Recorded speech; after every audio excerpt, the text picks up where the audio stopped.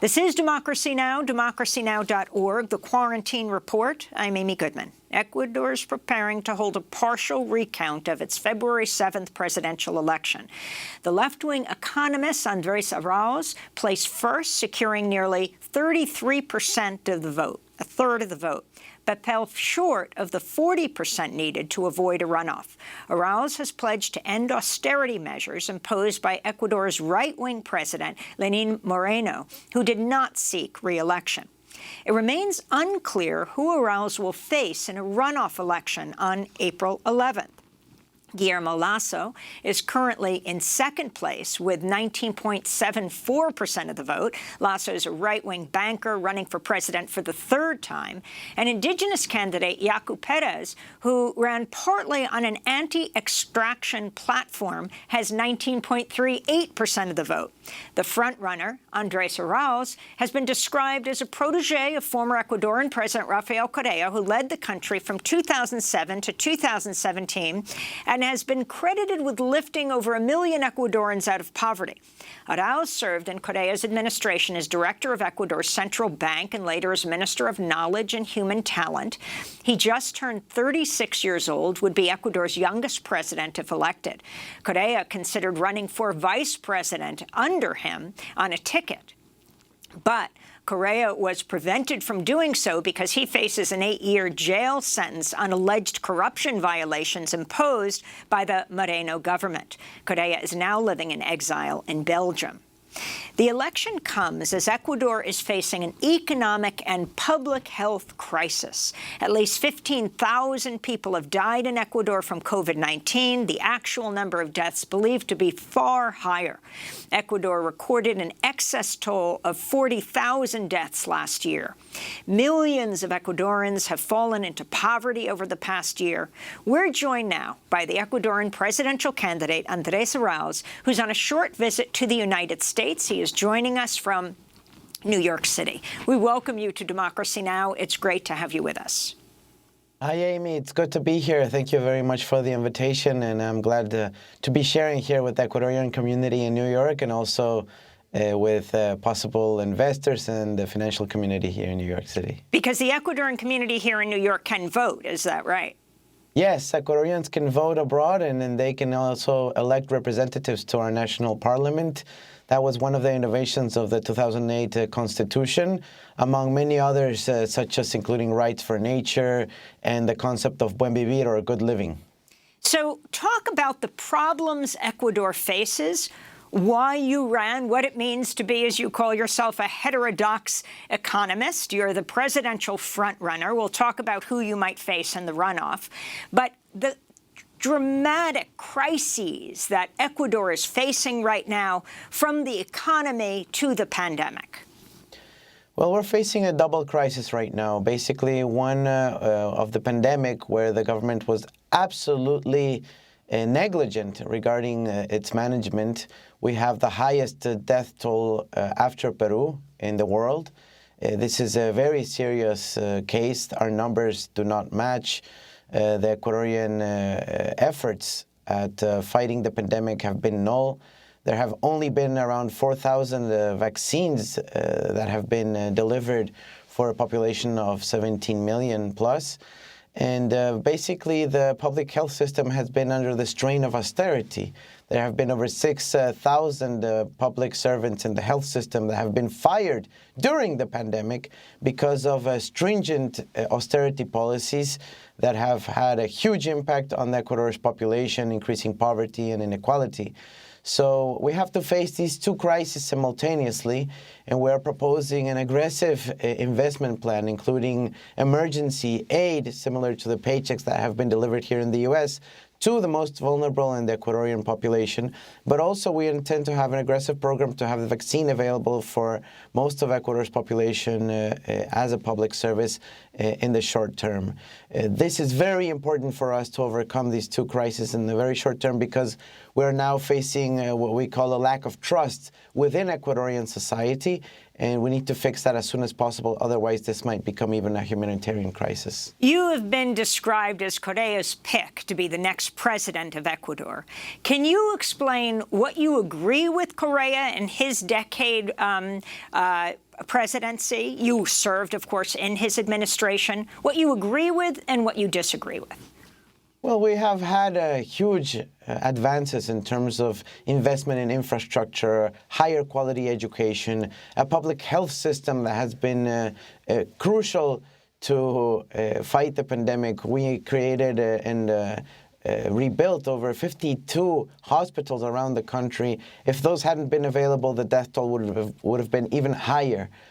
So I think most of the Ecuadorian population agrees that the investment in the social sector, in infrastructure, in the productive sector of the economy was very important to promote Ecuador's development and to get closer to our paradigm of buen vivir, of good living. However, there are many issues where we differ. For example, Rafael Correa was much more active in terms of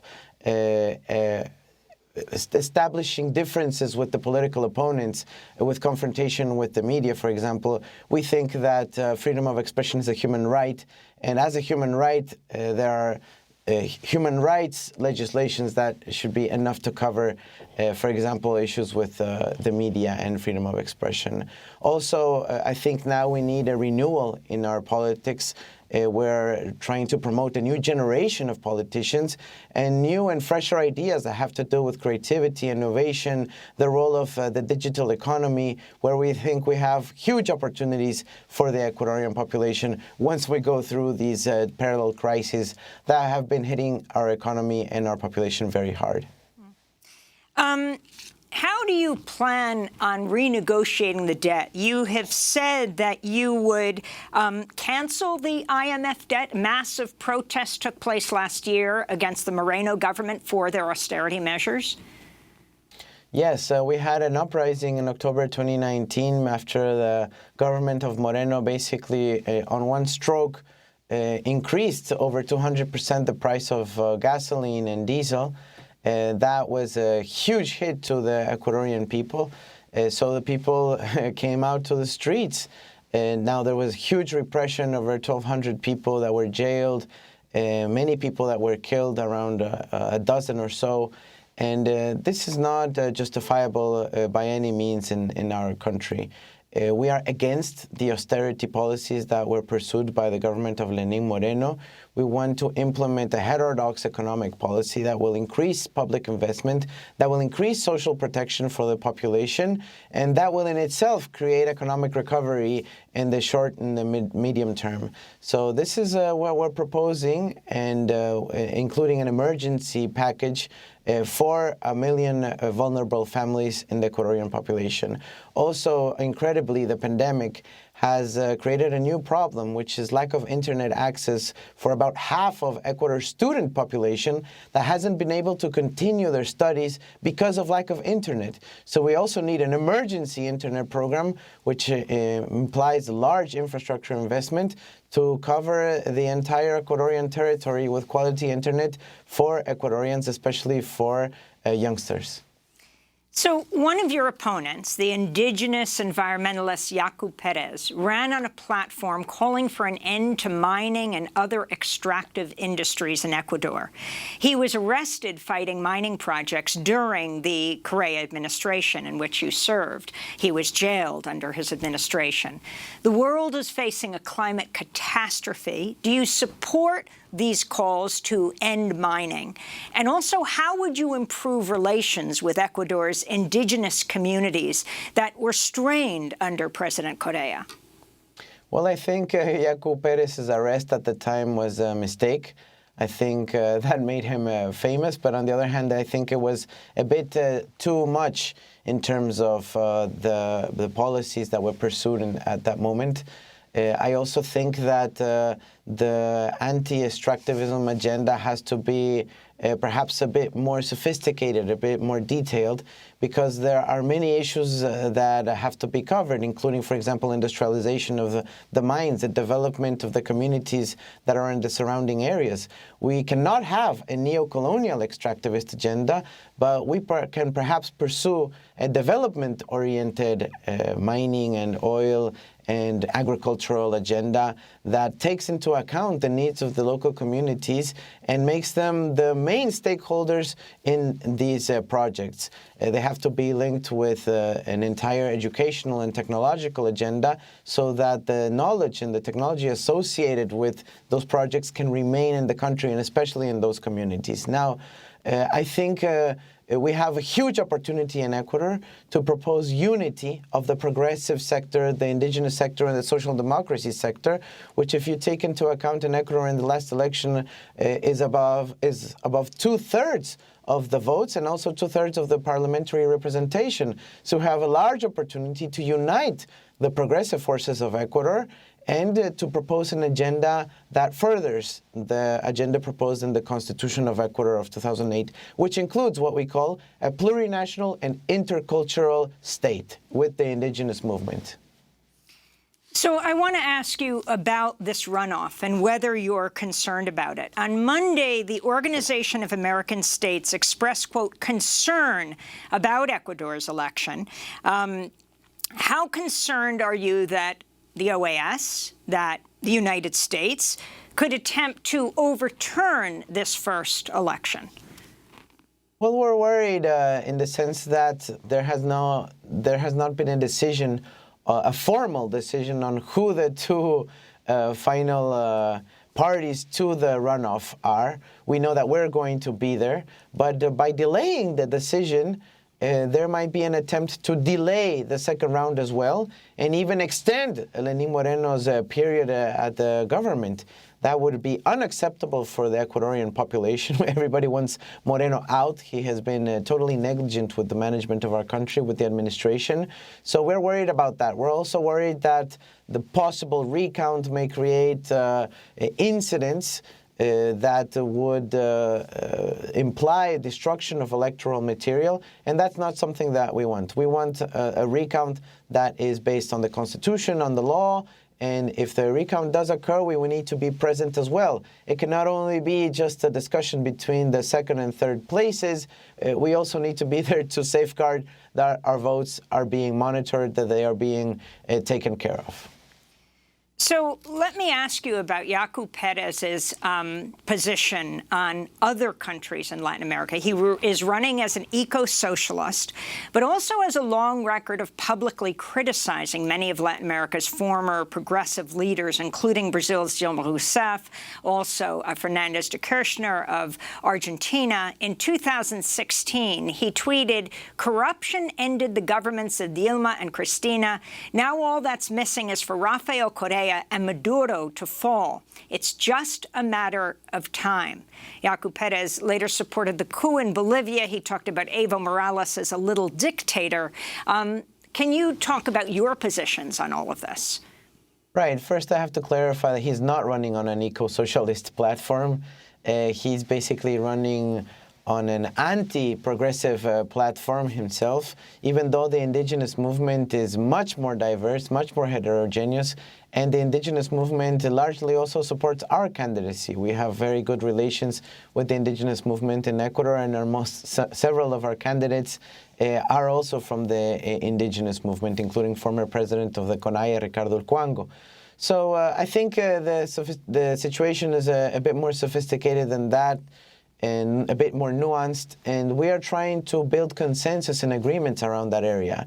Right now is not a moment to strengthen the differences, but rather to strengthen the similarities, the points in common that we have with the indigenous movement and with an agenda that has to comply with the Ecuadorian Constitution, which is a constitution that recognizes the need for a plurinational state, which means that there has to be degrees of autonomy for the indigenous peoples, that has to include a relationship where the indigenous languages have to be present in the educational system, and many other issues such as as those. So we're looking forward to finding huge agreements for our country, for the benefit of the Ecuadorian population, and this is precisely the moment where we have to focus on that. So what is your position on Venezuela and President Maduro? You have the new Biden administration that talks about a presidency of Juan Guaido. Your thoughts on this? Where do you stand when it comes to Maduro and the Biden administration's position on Venezuela? I stand with what basically the rest of the world has been saying, that we have to recognize the self-determination of the people of Venezuela. The EU has recently changed its position. I'm referring to the European Union. And most of Latin America has a clear agenda to keep peace in the region, right? So we think we need to talk about peace, democracy, development as the key issues in Latin America. We do not want foreign interference in our region. We do not want war in our region. We need peace, and that should be the main setting stone, the main platform for the conversation about Venezuela or any other country in the region. Now, we believe in regional integration. We believe in the unity of the Latin American peoples, where we have so much in common. And, when you see a powerful bloc such as the European Union, which are so diverse in terms of languages, the economic sectors, the cultures, and in Latin America, very similar agenda, very similar culture, very similar languages. And however, it's taken us so long for full regional integration. So that's where we're going to go forward with that. And we hope the Biden administration will stay away from trying to create division within the region. And on the other hand, we'll try to create those spaces for regional integration in the region as well. Do you believe the OAS can be a fair arbiter, a fair observer of the elections? I think the OAS has basically two big spaces within itself. First, you have the political realm with Secretary Almagro, which has been a total anti-leftist with a clear anti-left agenda, anti-progressive agenda. He has been very vocal about that, and there's nothing there to hide. But on the other hand, the OAS does have technical teams that have professional credentials in terms of election monitoring. And we hope that in this case, the election observers that come from the technical realm are the ones who will prevail in terms of the process. What has to happen when it comes to the pandemic? Do you have access to vaccines in Ecuador? Talk about the devastation of COVID-19. Well, first we need to come out with the truth. The government has not recognized the total number of deaths that occurred during the pandemic in 2020. Right now we're seeing a surge in the number of cases. The hospitals are already full again. Ecuador is one of the countries with the lowest standard in terms of testing for the population. We need to have more testing and more aggressive testing throughout the country. We also need, of course, biosafety and biosecurity measures for the population that has not been occurring so far. And, of course, the vaccine. It so happens that the current president and the Minister of Health got a vaccine before the rest of the population, and, of course, before our public servants at the health system that are on the front line of the battle against COVID. So this is absolutely grave. It's very serious. There has been an uproar in the Ecuadorian population due to these practices by the Ecuadorian government, and we need to get the vaccine. We have talked with the Argentine President Fernandez, who will guarantee that a large amount of vaccines, over 4.4 million doses from Argentina that are being produced there, will arrive to Ecuador in our new government. I hope the Ecuadorian government of Lenín Moreno does something about it soon enough, sooner than later. But if he doesn't do anything about it, we will be acting very quickly, very swiftly, starting our government on May 24th. And very quickly, we're coming up the 2-year anniversary of the Moreno government revoking the political asylum for Julian Assange, who was in the embassy for years in Britain. Now the Biden administration says they will continue to pursue his extradition. Your thoughts thoughts on the significance of what Julian Assange represented? Look, when the asylum was revoked, there were many human rights and civil rights that were violated, including overturning Assange's citizenship as an Ecuadorian citizen. That is something that we will look into and then see how, if that situation changes, how we may act upon that internationally. However, I think Assange's human rights have to be respected. And now with the first decision in the UK courts, it is something to really think about what is happening to a human being such as him. I think we've seen... We have 5 seconds. We've seen from President Obama a different perspective on that. Andrés Arauz, we're going to have to leave it there.